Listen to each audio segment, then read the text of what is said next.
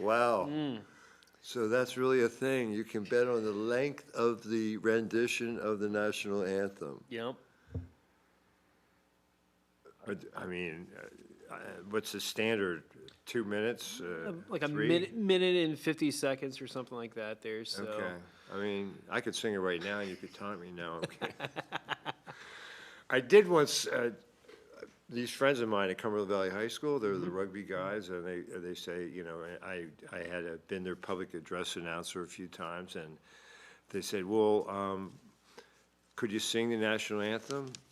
And then it turned out to be 5 times. I think I got a little better with each There you go. rendition, but you know, as I'm jogging along, I would practice the words. I didn't want to pull a Roseanne Barr. You know what that was? Mm-hmm. I don't know if that was during your lifetime or not. I heard about that, but yes. I think she was in San Diego or something, like a real military town, and they didn't. I think she got booed, justifiably so. Oof. So, all right. Well, let's get back to the task at hand. The Super Bowl, what, 29, 13?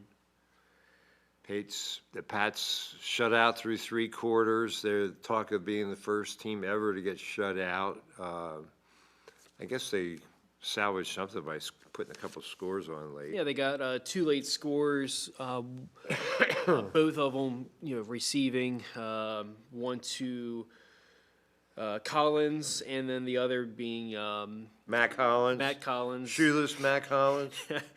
Typically shoeless, The but shoeless Joe Jackson. and then the other one was to Ramondre Stevenson. You know, in the fourth quarter, both of them in the fourth. The second touchdown they went for the 2-point conversion. You know, failed.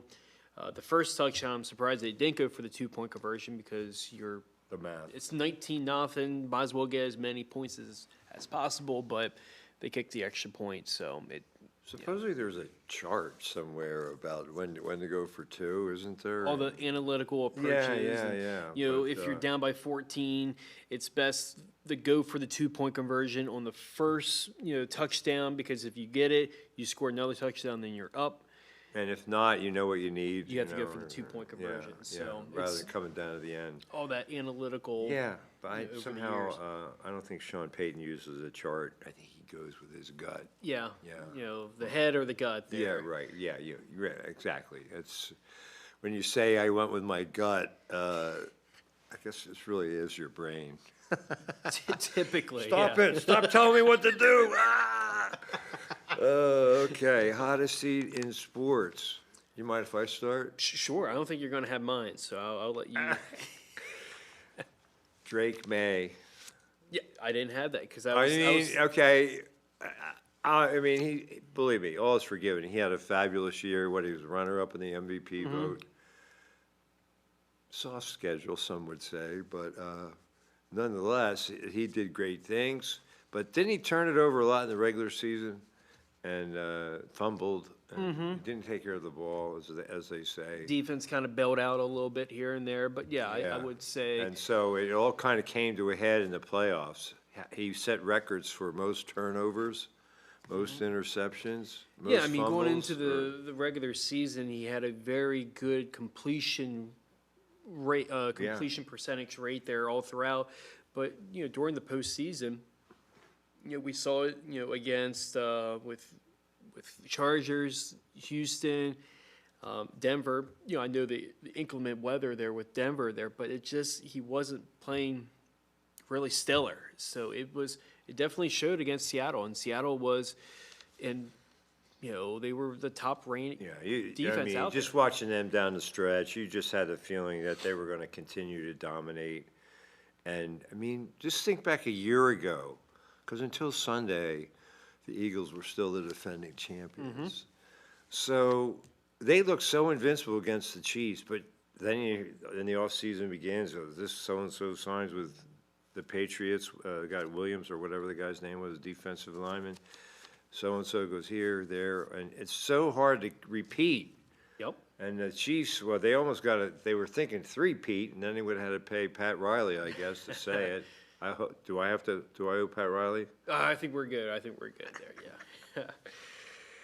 But, I mean, yeah, it shows just how the league is, and how close the Chiefs were, and you go from almost three-peating to missing the playoffs to having a losing record, and really kind of almost into the sense of rebuilding. And Yeah. we'll And you saw what the Eagles went through this year, and I mean, you get a really tough schedule. Everybody has, you have a bullseye. Everybody gets up to knock off the defending champions. You get distractions like A.J. Brown. So it's tough. it's gonna But be yeah, now they got a new OC. Yep. Who is that? I forget already. It is a former quarterback, isn't it, Matt? Not Matt Collins. No. Let me see here. I can get that just. A Yeah, second yeah, it was here. a quarterback that I had vaguely heard of, but he had like 7 seasons in the pros or something. Yeah, I think the last name starts with a K. Mannion. Yeah, let's see here. The Wi-Fi is not working, but let's go to public. I don't know why that name popped into my head. I did read about it, but I mean, just the arc of the changing with the Eagles with the OC there. They are going. Why is it showing? Sean Mannion. Mannion. Yeah, Mannion. Okay. Yeah, he was a quarterback, Yeah. journeyman, all throughout there. So see what happens, with him taking the role there. Yeah, Maybe and he'll now be there. the new coach at the Bills is Brady. Is that his name? Yeah, Joe Brady, he was the the OC, quarterback, and then the OC, then kind of went up the ranks there. So, see what happens there. But And with Kubiak is now the new coach of the Raiders. yeah, that is now official. It was basically Yeah, everybody seen that was reported already. that was kind of reported during He just last said, he said the week. right thing. I'm focused on this game, the next As game. soon as the game was over, then he basically said, "Yeah, I'm Yeah. the head coach with the Raiders." And Well, exactly. So that's what happens. The Eagles lost their OC and their DC. I don't know if it was right after the Super. It might have been a year before they won the Super Bowl. But anyway, hard to keep the band together. So, go ahead. Give me your hot seat. my hot seat, I'm going to go with the Dallas Mavericks, currently on a 7-game losing streak. And, during this skid, they traded away Anthony Davis that went to the Wizards. And the Mavs sit 6 games back to the 10th spot to be in the play-in round, and they have to jump the Memphis Grizzlies. So, Cooper Flagg at age 19 can't carry the whole team, but he's playing great. yeah, I mean, for his Dookies are standards. dominating the Rookie of the Year conversation. Absolutely. I mean, look at Con the, Con Man? No, that's not his nickname, but and then with Cooper Flagg, how he's been playing. But Knoipel. Kneipel. Knoipel? But just seeing the surrounding pieces there, it's just definitely a mess there. Well, I guess they say, then they see what Doncic's doing for the Lakers. That could have been us. It was us. What the heck? Now you look at the trade. That's one of the most puzzling trades of all time, I think, with AD's health record. Mm-hmm. I mean, when he's healthy, he's great. Yep. But that's less than half the time. Same could be said of Joel Embiid, but he's healthy right now and playing well. He didn't play last night, and they lost to Portland, and they had 2 other guys sick that are in the rotation. So, anyway, anybody else on the hot seat? There's always plenty of room. Right now, I just got the Mavs. I was kind of scratching, because Yeah. I didn't want to go to the football realm because I was kind of thinking you were going to go with Drake May. So I was like, let me Okay, go with yeah, different okay, avenue well, there. thank you. So, That's why I wanted to go first, because that's- I don't have a plan B, I'll be honest. It's live, we're unscripted here. so what's your shining star? I gotta keep it local, going with Josh Harrer, Gettysburg High School grad. Nate Williams, a senior, one of the really top players on that team, blew out his knee and gave Josh an opportunity. I keep reading about him in the Gettysburg Times. Career high 7 points, career high 9 points.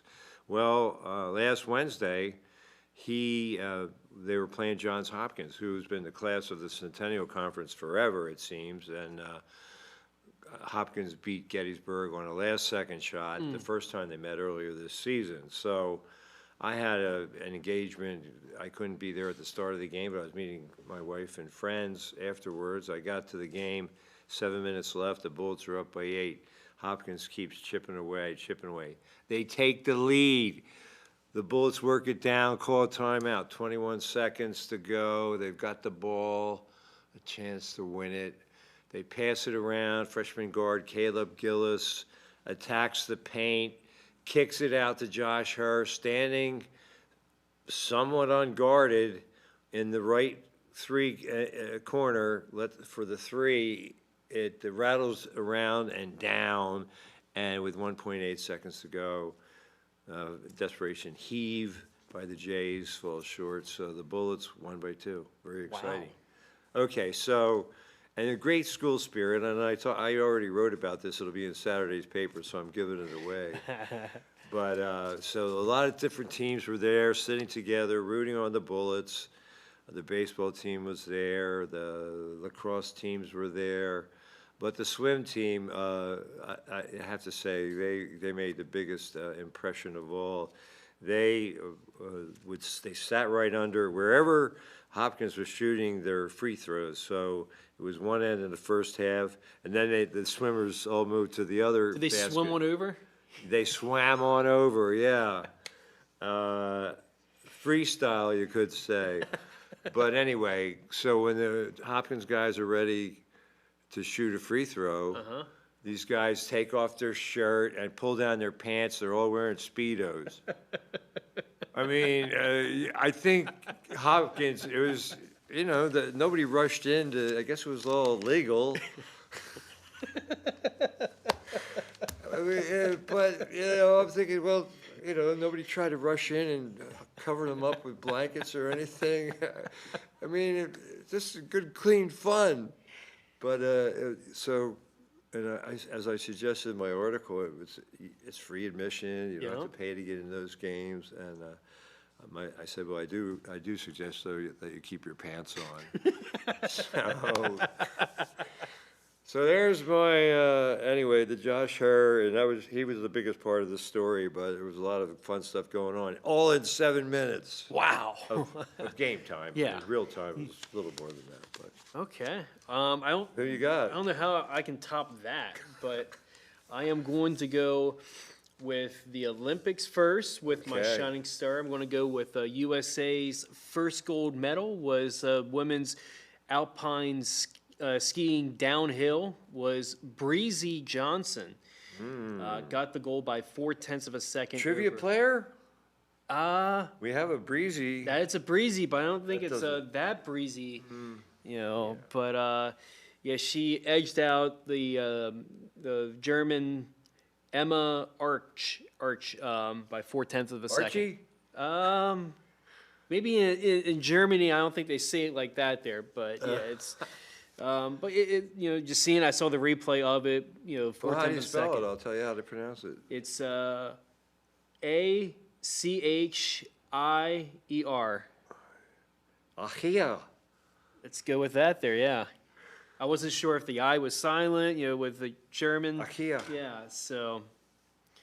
And then my other shining star is the low-hanging fruit as low-hanging fruit, because I thought you were going this angle. I'm going to go with Kenneth Walker III, named MVP after getting 135 yards rushing with no touchdowns, which, typically you have. Got called back. One got called back with that holding. Yeah. But he is the first running back to get the award since Terrell Davis with the Broncos. 96 or something. 96, I think it was. So, yeah, I picked him as the MVP early in the game, like through the first half. He definitely was, and I mean, I'm sure Darnold got some votes, but he was 50% of his passes, and but he stepped up when they needed big completions. They got him. yeah, kind of just seeing how Kenneth Walker was going about, in the first half. That's where he almost had 100 yards rushing in the first half itself there. Yeah. They can kind of Yeah, contain he was him in running the second hard. half there. He really was running hard. He kind of remind me so much of Le'Veon Bell. How he hits the hole, stops a little bit there, and then he'll go to Does the that left. mean he won't play next year? Well, more that comparisons of just how he was Yeah, going into no, the hole there. but yeah. I mean, Le'Veon Bell had it all going on, and big size too. He was massive, but And then looking at how Sam Darnold was, some of those passes in the first quarter were a little risky, because it looked like he was going to get picked off in that first drive. Barner got that catch, got the first down, and then in the second quarter when it might have been the third quarter, but when he was throwing to the end zone, Gonzalez was able to, he had his hands on the football. It looked like he was going to pick it, but then they kicked a field goal. you know who really impressed me for the Patriots? The Gonzalez. Yep. No 0. He wears number 0, but what's his first name? He Uh, broke up. It's like every time. I guess they stopped trying to go to him, whoever he was covering, because he was just blanket coverage. he was blanketing, JSN, all throughout the game there. Yeah. So Christian Gonzalez is number 0 there. So he was everywhere, all throughout the secondary, hitting passes there. So If they handed out an MVP for the losing team, he would be the MVP. I yes. think, so. At one point in time, I thought Jason Myers was going to be the MVP. You know, 5 field goals, the most points ever in a Super Bowl, most field goals ever in a Super Bowl. But there's never been a kicker who won the MVP. Never even came close. No.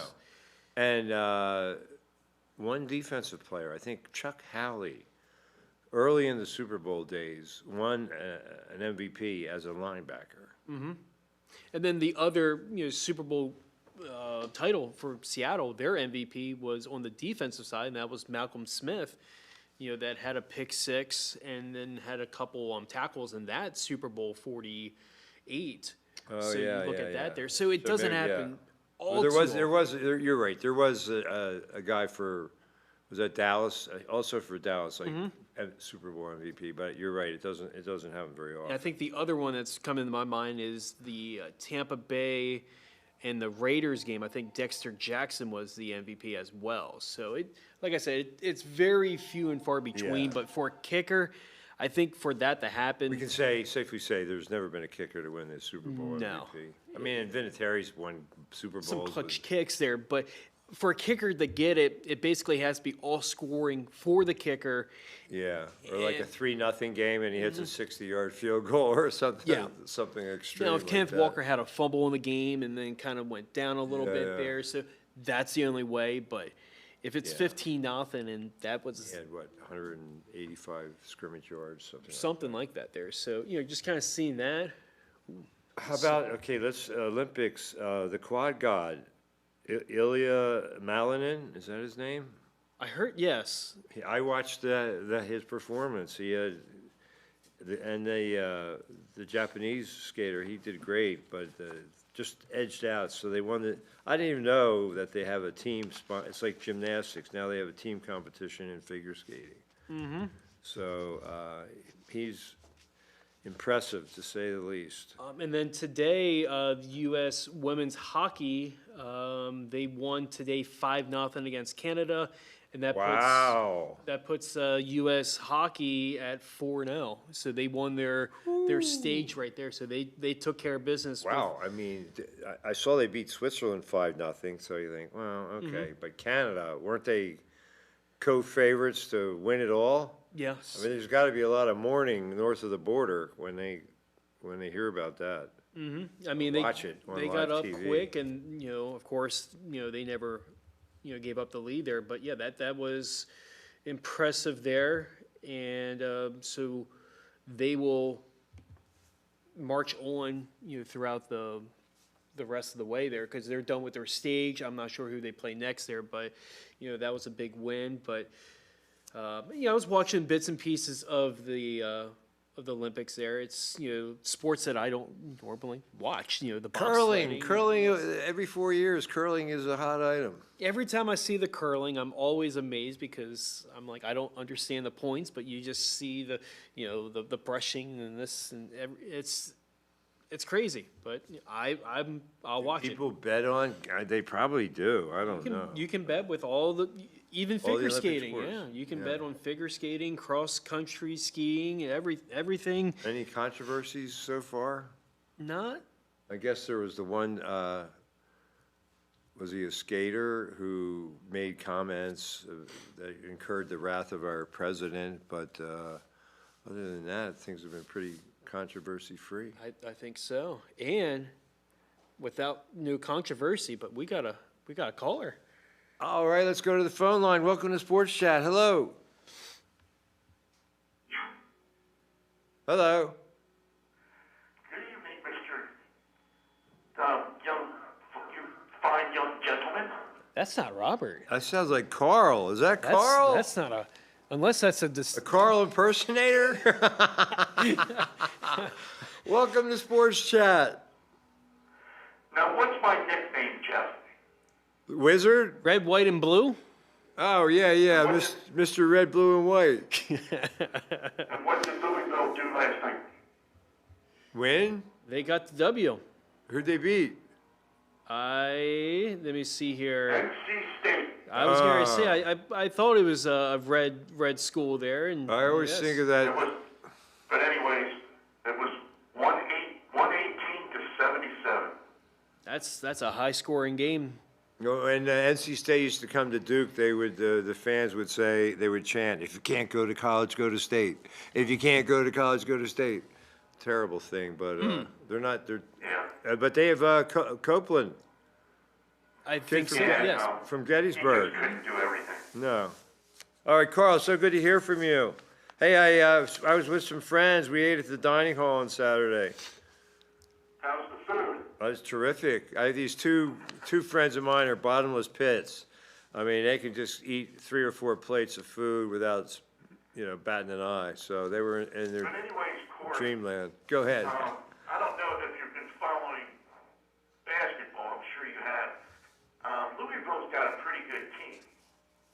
Yeah, they're right up there. 8-4 in the conference in the ACC. So, They're 18 and 6 overall. I see them as probably maybe a 5 seed, 6 seed. In that. Got it. Yeah. That's what's his name? Joe Lundy or whatever said you got it right there, 5-6. I wasn't even looking at the 6, 7. I think it could have been, yeah, but I said 5-6 there, but could have been a 6-7. But yeah, And you know what? I'm trying to ruin that expression. If you were a 5 or 6 seed, you're sitting pretty good. typically, I mean, are you talking about in the bracket itself or just? The bracket itself, Yeah. yes. Yeah, because if you're a 5 or a 6 there, you're basically a top 20. With how the rankings and all that go. But yeah, you're in a nice position there. Now, Lindy's and Athlon back in the preseason, back in September, they had Louisville going to the Sweet 16, and I think that they can get there. And if they're there, then they would have a successful year. They're not going to probably go to the Elite Eight and win it all, but if they can get to the Sweet 16, I think that's been a successful year. Yeah, I would agree with that. And, I say this every year. It's so hard to see before we get into March of, this team can get to the Sweet 16, projectively speaking, yes. It's just, it all comes down to matchups, where you're stationed at and who you're playing in those 2 games to get into the Sweet 16. Yeah. And the women are really good, too. I think that they can get to the Final Four. I mean, look at the women's side. There's some elite teams out there. I mean, UConn's right up there. South Carolina, don't South- count them out. Yeah. You kind of see the realm of the basketball. It's not as potent there, but there's still Louisville. It wouldn't shock me to see that in the women's Right now, I game think there. they're number 6, Okay. the women. The women? But anyway, I'm anxious to see. We're probably trying to say probably 15% of Iowa State players, but we got a quarterback that's supposed to be pretty doggone good. He's a gunslinger, Corey. Yeah. Rocco. Most of the guys from Iowa State is coming up to Penn State, which, doesn't shock me when you have Matt Campbell, go from Iowa State. So he's going to bring some of his guys there. So, Great hire, and there was an art. Did you see the article in the Patriot about Coach Campbell, Carl, the Sunday Patriot? No, but I heard he's pretty popular. Well, he just talked about you have to adapt your style of play to the personnel you have, and he apparently 2 years ago they had a pair of great wideouts that are both in the NFL, I think, for Houston, and so Rocco had a great passing game. This year they had two outstanding running backs, so they ran the ball a lot. Won a ton of games both years, so I think Now, it's Corey, a great hire. did the San Francisco 49er quarterback play under Matt Campbell? think he yes, had to. yes, because, he went to Iowa State and then the whole with Kittle, going to Iowa. So yes, He's only 4 or 5 years out of college, so You he know who was I'm there for talking about, don't you? 10 years. yeah, you're talking about Brock Purdy, right? Absolutely. Mr. Yes. Irrelevant? Yeah, he was under the cloud. He was with Campbell because Campbell was there for 10 years. So Yeah. he was part of that regime there. Yeah. And I'm anxious. The portal is the portal. Probably Joe Paul would be rolling in his grave, and so would Woody Hayes and Bo Schembechler. is Woody Hayes buried under 3 yards in a cloud of dust? Hey, Jeff. Yeah. Wouldn't that be something if they were in the same cemetery? Oh my God, those two guys. Hey, if there was anybody that hated each other, it was those two. Okay. At the time, I was in junior high and high school, and me and my dad would sit there and chuckle. Those two guys going at each other. What was the name of the player that Woody Hayes clothesline? Charlie Bowen. Whoa! Clemson player. Ding, ding, ring the bell. Impressive, Carl. That was great. But Jeff, I'm going to get you on this one. Okay. What bowl was it? The Orange Bowl, 1979, The 82 Gator Bowl. I believe. 82. Data. 82 Gator Bowl, Jeff, I think. Okay. He was for Clemson, though, wasn't he? Clemson there, yes. But anyway, what happened, Jeff, is Art Schleister threw an interception On purpose? to Charlie Bauman, and he ran out of bounds on the Buckeyes sideline right in front of Woody Hayes, Yeah. and he cold-cocked him. That was poor sportsmanship. 1978 Gator Bowl. The athletic director, Tandy, Well, justifiably so. really? Man, there's a bug. Another bug attack. Well, This is like combat pay in here. So Carl, what do you think of the schedule for the Big Ten? Schedule. We haven't really discussed that in length there, but Fewer league games, more league games. What's going on? Now, what are you talking about, Corey? the football schedule came out like a few weeks ago with every I team. have no clue what it is. What is it? So looking at for Penn State, their out of conference games, they play Marshall, Temple, and Buffalo. That is their. Well, yeah, that's. They have 9 league games. Yes, so they're out of their league, their conference games, their other games, their 9 conference games. They got Wisconsin, Northwestern, USC, Michigan, bye week, Purdue, Washington, Minnesota, Rutgers, and Maryland. You did not say Ohio your State. Buckeyes. No, because Penn State does not have a rival, and they don't have a set team, so they do not play Ohio State this year or next year either. So they play. Now, why? That's unusual. They are the only team in the conference that do not have a rival. So They're unrivaled, you might they're say. they're unrivaled to the to the Big Ten there. So Because my friend, not too long ago, told me he looked at the schedule, and he said that it's very favorable for the Nittany Lions. I mean, yeah, you look at the schedule. I could have even said that before the schedule came out there because you see their opponents, but now you see when you play them each week there. But yeah, it's a very favorable schedule. I want you to be honest with me. I know it's early. What's the record look like? Wouldn't shock me if they go 9-3 or 10-2 with that type of schedule, just because. My friend said 11-1. I mean, you look at it, they That have. ship has sailed? I don't know. Yeah, it's, I mean, looking at that, Now, who's the three losses, Corey? well, looking at, USC, Michigan, and then, maybe Washington, perhaps. But it's a very favorable schedule, I would say. That's what he told me. Then you look at, Ohio State's schedule in the middle of the season. They got, at Indiana, at USC, and then home with Oregon. That's 3 back-to-back games in a row.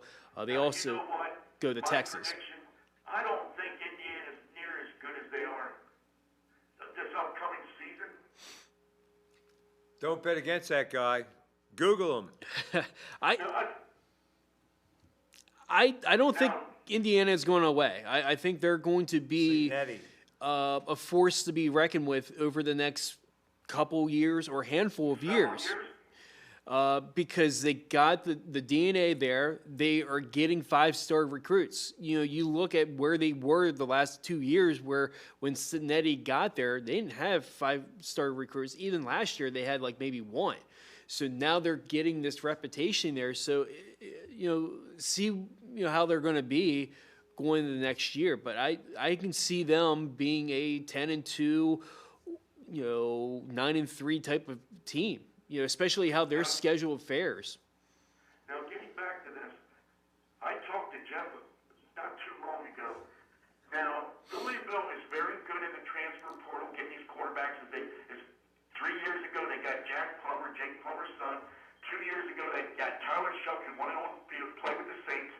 Last year, they got Miller Moss from USC. Now, I got a question for you. They picked up Lincoln something, the backup quarterback for the Buckeyes.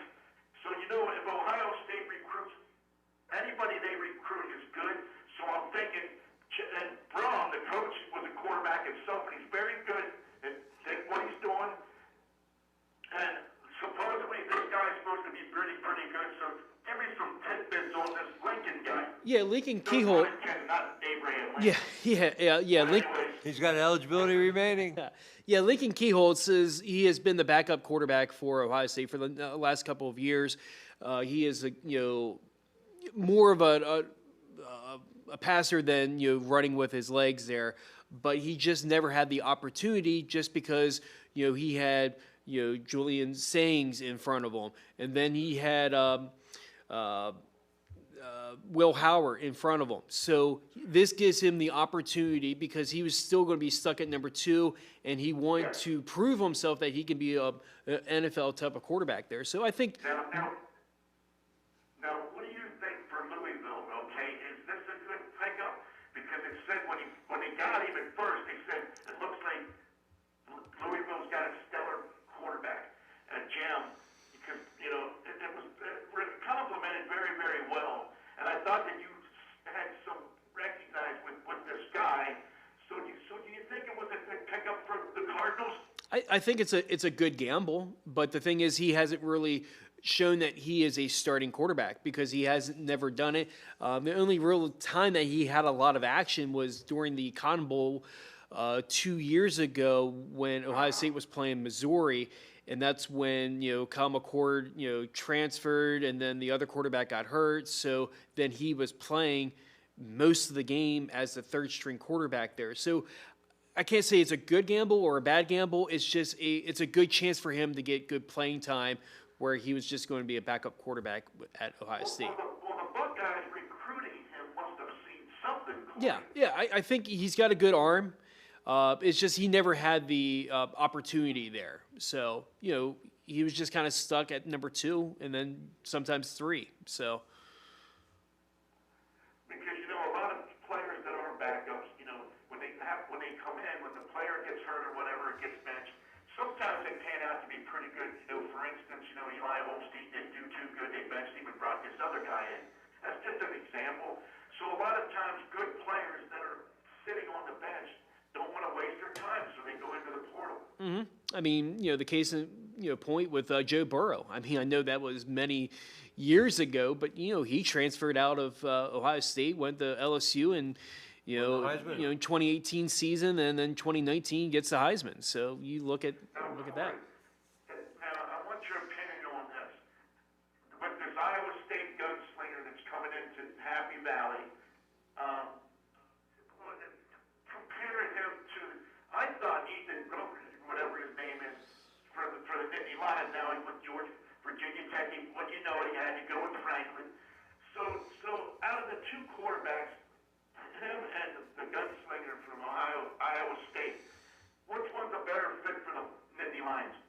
probably Rocco, just because he's going to a coach that he is well known over the years, and that's the same with Ethan going to Virginia Tech, with Franklin. But I would, I thought he played well too down the stretch for the Nittany Lions. I- was sad to see him go.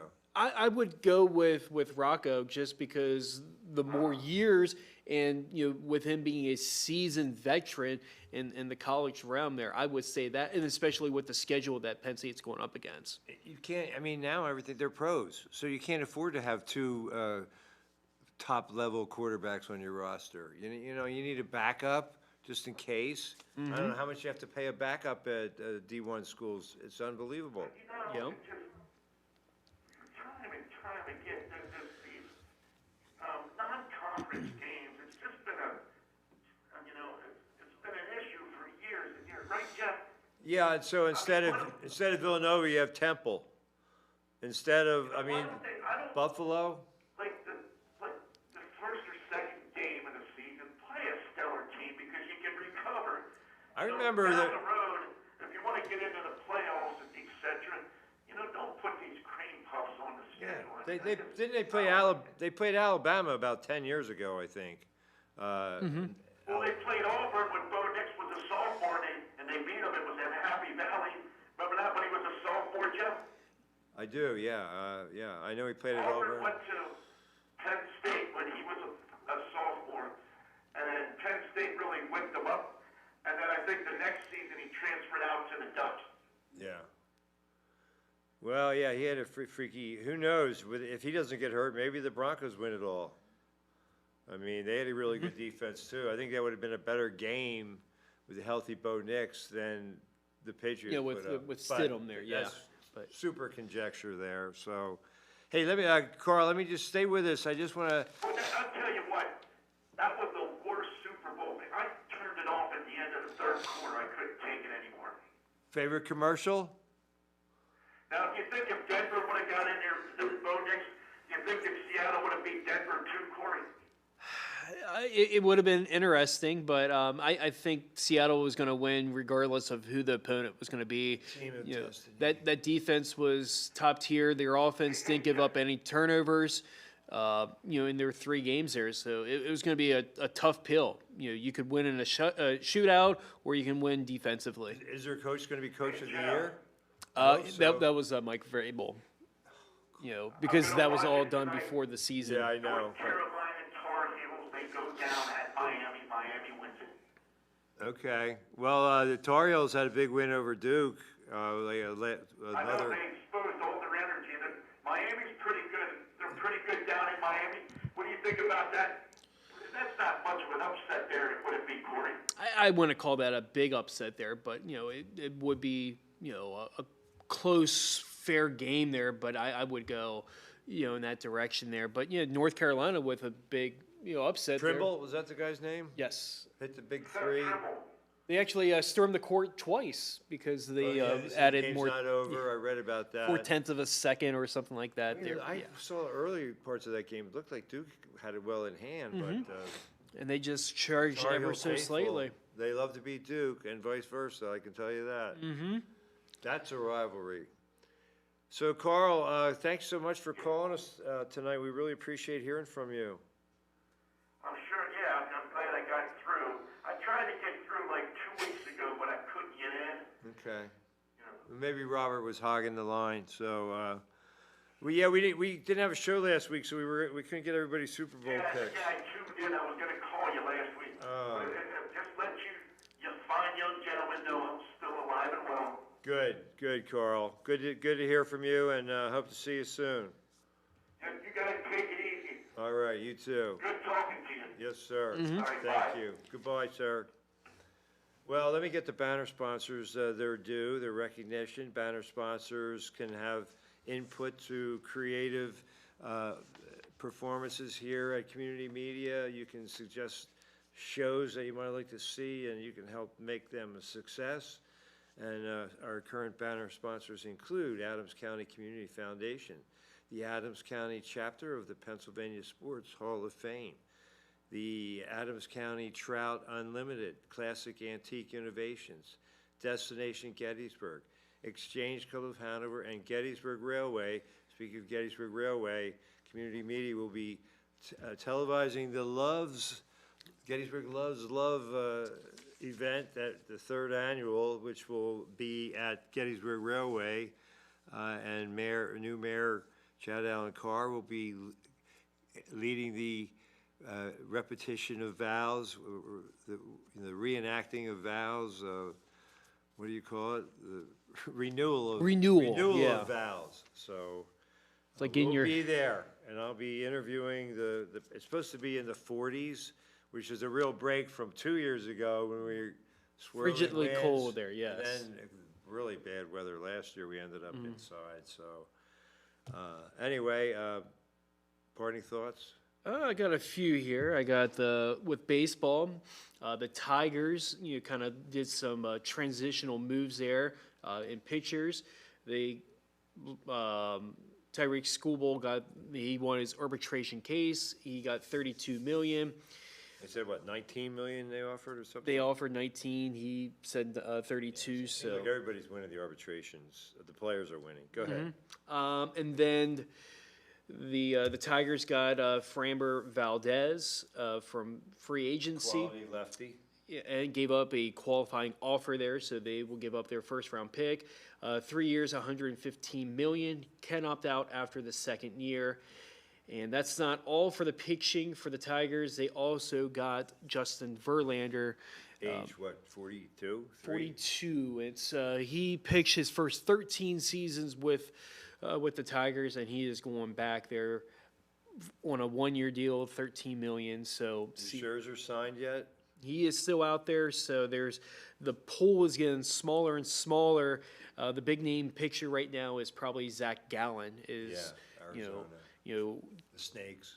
Could he go to Baltimore or Toronto? Maybe Philadelphia. Or maybe he stays right where he is. Or he stays with Arizona, but They have a lot of money. he does come with a qualifying offer. So if a team would sign him, they would give up a first-round pick. So, that will be interesting. But we're kind of getting into pitchers, catchers reporting this week. So you're getting a lot of these one-year deals. I read about speculation, like maybe these guys wait till mid-season to sign because they can't really pitch for a whole season anymore. So maybe that's what Scherzer does, just starts working out and waits for the phone to ring. Yeah, I see Scherzer signing with somebody at some point this season. I don't know who it could be. It might be one of these mid-season transactions. Phillies uniform. One brown eye, one blue eye. Something like that there, yeah. The other one was Marcell Ozuna, signed a one-year deal with Pittsburgh. So that will give Pittsburgh a little middle of the lineup there as a DH there. So, we shall see. That's nice to see the Pirates make a move like that. I thought he had a really solid year last year, didn't he? Yeah, with the Braves there. So, we shall see. The other one news out there is Arizona, got their first defeat to number 9 Kansas. So there's only one undefeated team left in the nation. Miami, Ohio, the Redhawks there. So see what happens there. A But little discrepancy in the schedule, but that's why they're only ranked little what, bit there. 23rd or something like that. But great stuff, Corey, as usual. And we're back in the swing after taking a week off. So we look forward to a really successful February as we knock it out of the park every Tuesday here at 6 o'clock. Special thanks to Sean and Jordan in the control room, and special thanks to all of you watching at home. Trivia in just 15 minutes. Join us then. Until then, good night, everyone. Mahalo.